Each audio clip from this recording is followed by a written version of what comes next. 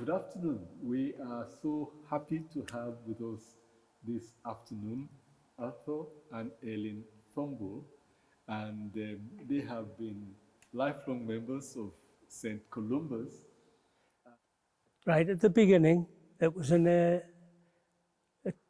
big room above a pub, just down the road, about half a mile away. And when they got enough money saved up, they decided they had to build a church on this site. Wow. And and I'm not sure, but I think it only cost about £5,000 at the time. The land belonged to who? Who did they buy the land from? Oh, I couldn't say. Okay. I don't know. But I saw you there, roped as a choir boy. No, I was an acolyte there. Okay. An acolyte who walked each side of the cross. Well, when I came in here, I would be about 22 when I first came here. After about 3 years here, I joined the choir. And then a little later, I went, I made become a Sunday school teacher. And what else did I do after that? Oh, I think I had 2 spells as a Sunday school teacher. And really enjoyed it. Pardon? You got married to Eileen here. Got married here in 1965. Wow. Mm-hmm. Did you meet in the youth club or something? Youth club, but there's a lot of pictures here of the youth Oh, club. was that where you met? Both of you? Yeah. That's right, we'll come here. In fact, there's quite a few of us who seem to pair off. Didn't we? There's a lot, about 10, There's 12 couples about 12 of us yeah. all together, and we just paired A lot off. of us are still- a lot of us are still friendly. We're still friends. Still friendly now, yeah. Uh-huh. In fact, I was out for coffee Friday with 3 of the girls who, you know, Used to come here. we There's our wedding photograph. Oh. That's the vicar that married us. And Lovell, Arthur Eileen, and Father Rawlings, he was a curate. curate. Uh-huh. We were the last ones to be married by him. Before he because went away. Went off to, where did he go? Those New islands above. New Guinea. New He Guinea. went to New Guinea, yes. And actually, he was never married. Well, he couldn't be married here, but he married someone. He had 2 sons. Okay, Yes, in New Guinea. Well, I In don't know New- whether it was in New Guinea. Well, or it would whether be, it I was think. on- Yes. I was walking past one Sunday when the evening service finished, and they were waiting for the youth club to open. Because the rule, unwritten rule at the time was, if you didn't come to church, you couldn't go in the youth club. So we went in there. So I got talking to the people, because I worked at the colliery. I was a blacksmith at the colliery, Weymouth Colliery, just down the road. And we just got on talking about, they were saying, Arthur, why don't you come to church? I said, oh, I'll think about it. And then next Sunday, I used to walk my dog round here on a Sunday. And the next Sunday, I saw them again, and then, hey, you haven't come to church yet. I said, okay, I'll come next Sunday. And that's how I started, coming to the church. Yeah, I started the school when I was 5, and I went right through infants, juniors, and seniors till I was 15.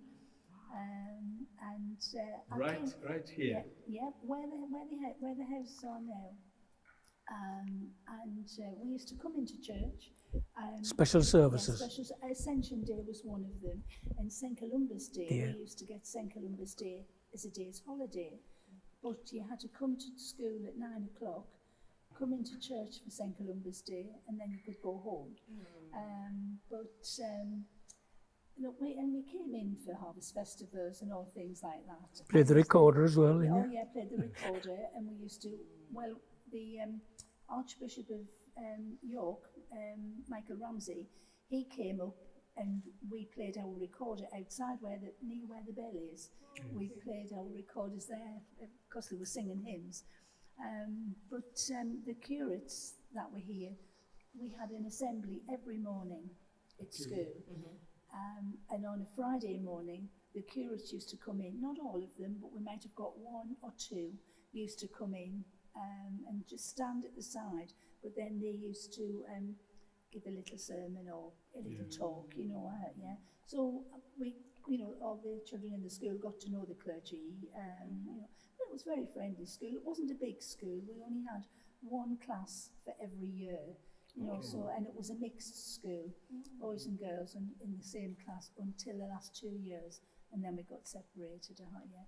But very friendly school, yeah. Don't think it was a sort of a brilliant school education-wise. A lot of us didn't, well, not saying didn't do well, but didn't pass our 11 plus, you know. But it was a lovely school, a really nice school, yeah. You know, so let's talk about the youth club and how you met. Well, that's how I was. When they met me outside and got me to come through the youth club, and that was on the Sunday after church, every Sunday night. And during the week, that Scottish dancing as well. One of the curates, Father Sharpley, he used to organise that, and they would go around different places, invited round, and to have give a demonstration of the Scottish dancing. And what else was that, Eileen, again?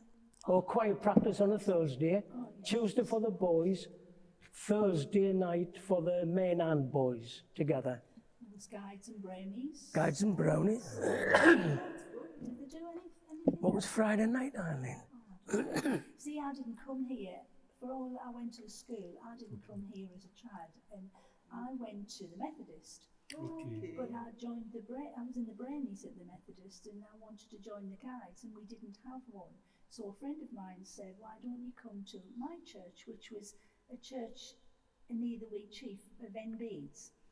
So I went there and joined the guides there, and I went to church there till I was about 16, and that church closed down, and I came here with a friend, and then I joined the youth club, and that's when I met Arthur. Tell us a little bit about your wedding day. It was wet and windy. Right. Which day of the year?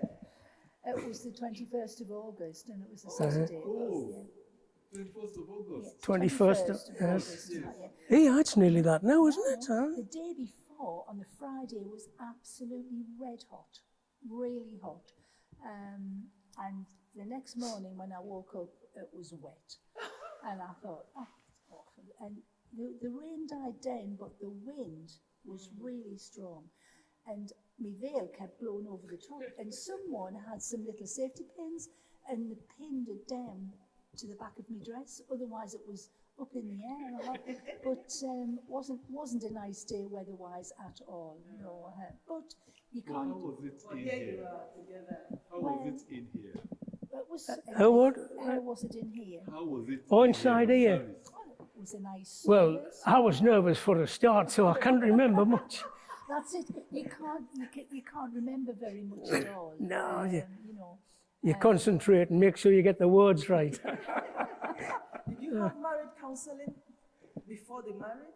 No. No, No counseling, no, no. I don't think he did things like that. No, we didn't, no. No, you just Just get married. shook hands. Will you marry me too? Right, okay, and that was it. I can remember when we got engaged, we came in the following Sunday and Father Lover blessed our engagement ring. So they've both been blessed. I didn't know that. Oh yeah, well I did. I can remember that. Forgetting I it. can remember kneeling down in the Lady Chapel, and he did that on the Sunday morning after church. Get away. Yeah. So you've lived around. Have you moved away from Southwick, or you're still in Southwick? No. We live in Fulwood. I lived down, Eglinton Street, further down, yes. Or Town End Farm. We moved. Yeah, when you got married. Yeah. I lived in the new estate of Town End Farm. But when I was a child, I just lived, you know, the back street that you go down where you can go through into the park. I lived in that back street. Oh, that's just along here. That's when I was a child. That's That's towards New Gold Avenue. No, well, mine was so. that's down that way. She was just at where you go into the park. But then I was only about 7, I think, when we moved somewhere else. but when we first married, we lived in Southwood. We had a little flat in Southwood. Oh, yes, Until we bought a house and moved down to Fulwell. But we still came up to the church, you know. Yeah. In fact, the church had more people from outside of the parish than they'd had from inside of the parish. The 1400 years anniversary of St. Columba going to Iona from Ireland. And there was a pilgrimage from this area, mainly from our church, because I think the people organised it from this church. Yes. And we went on that and travelled overnight. And at 6 o'clock in the morning, we got on the steamer, the boat, to go to Iona. We spent all day. There was a service in the chapel at Iona. And we walked from where the chapel is, the other side of the island, about 2 miles, I think it is. We walked there and had a service at the waterside, because that was where the St. Columba landed, I believe, there. And then we come back again. And I didn't want to go at first, you know. I didn't want to. I'll have to tell you this. I was walking my dog round and I bumped into the vicar. And he says, "Oh, are you all ready for the pilgrimage, Arthur?" "Oh," I says, "I'm not going." I says, "It's fully booked and there's no, you know, I'm too late." "Leave it to me." He says, "I'll get you there." And I had to go, and I'm pleased I did. Because I've got movie pictures of 8mm movies of our time on leaving and on the steamer. That was in about 1962. Very good. Was that 1962? How was the Southwick community then, you know, within here? How was the community? How was life, you know, generally at that time? Well, there, everything revolved around the colliery, because nearly everybody worked at the colliery. And we used to have a Sunday, a special Sunday called Rogation Sunday for the workers. And we used to have the church decorated with miners' helmets and things like that. Really? Did you not? We used to have a special, that was Rogation Sunday. And That was bigger congregation, you know. well, there would be about 200 there for that congregation. That's big. And even on an even song, on a night, Sunday night, we would get about 50. But as time got on, a lot of old people didn't want to come out until night time, and they just dwindled away. And What about their children? Why weren't the children coming to church? The children. the Sunday school, Oh, well, yeah. that was Sunday afternoon. Was it on the morning? No, it was on an afternoon. Oh, was catechism, it was called catechism, wasn't it? Was it not after church? Well, I can't remember the catechism, but when I used to do the Sunday school, it was on the Sunday afternoon. And you said you had 2 times doing the Sunday school. Well, at first, before my time, I believe, it must have been during the service. They would go maybe to another part of the church. But he's asking, you had two sessions of being a Sunday school teacher. Oh, I had 2. Oh, yes. Well, I don't know whether there wasn't many children there, because there was about 4 of us teachers, and after a period of maybe 10, 15 years, some they wanted Sunday school teachers again, because there was no influx of children, see? Was there any influence from the paintings? Maybe people coming to visit or any impact. Well, a lot of people... The windows were dedicated to, somebody would pay for them, they dedicate to that person's mother or father who had died or something. That's right. I think the plaques might tell you on one of them, there was over there. I don't know about the rest of them, like. But the paintings, a lot of people who came in and never been in before always thought they were beautiful.